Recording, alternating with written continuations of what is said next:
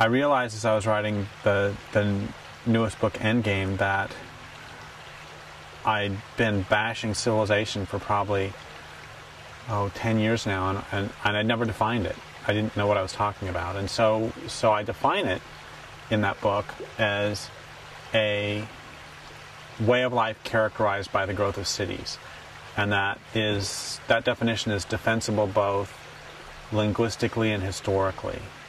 Civilization comes from kivitetos, which means state or city.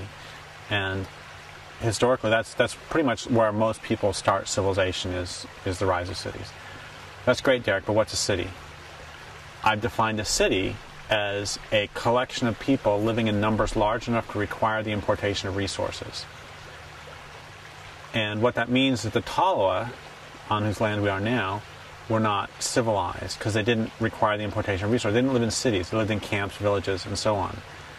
And remember, the Taloa lived here for 12,500 years at least. A couple of things happen as soon as you require the importation of resources. One is that your way of living can never be sustainable.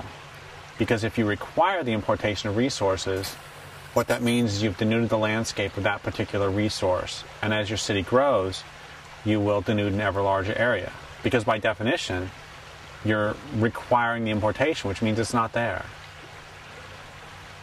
And once again, that means that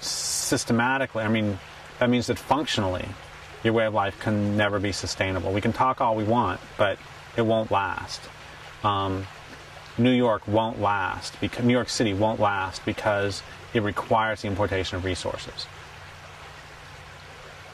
The other thing it means is that your way of life must be based on violence, because if you require the importation of resources, what that means is that trade will never be sufficiently reliable, because if you require the importation of resources and you need a particular resource that you are going to try to trade the next village over for, but they won't give it to you, you'll take it because you require it. It's not some resource you want. It's not, trading shells for buffalo robes. Instead, you require it, which means we could all become just the most enlightened beings in the entire planet, and it wouldn't matter. The U.S. military would still have to be huge, because otherwise, how are we ever going to get our access to our oil that's under somebody else's land?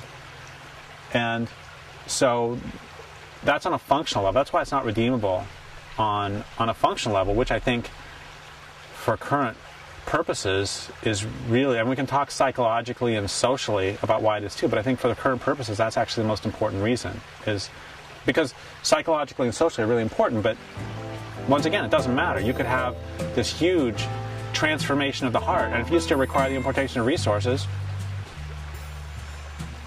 what are you going to do about it?